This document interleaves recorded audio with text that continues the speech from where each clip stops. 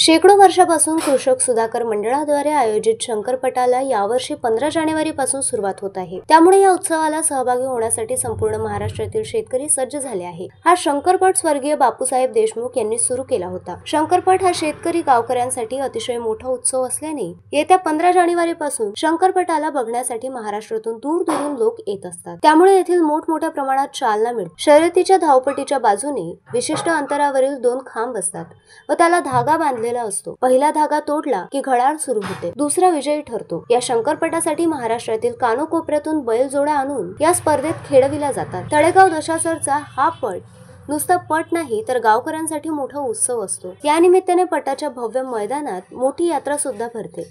त्याचबरोबर येथे कृषी प्रदर्शनी, विविध शेती उपयोगी साहित्य विक्रीला येतात। शेतीला लागणारे लाकडाचे फाटे, बैलाचे दोर, बैलाच्या गाड्याची तीन मणी, लेकराची खेळणी। विशेष म्हणजे या शंकरपटात असलेल्या खमंग असा चिवडा येथे यात्रेत खूप फेमस आहे। हा चिवडा खायला लोक दूर दूरून येतात। शंकरपटातील शेतकऱ्यांना लागणारे सर्व शेतीचे साहित्य शंकरपटात उपलब्ध असतात।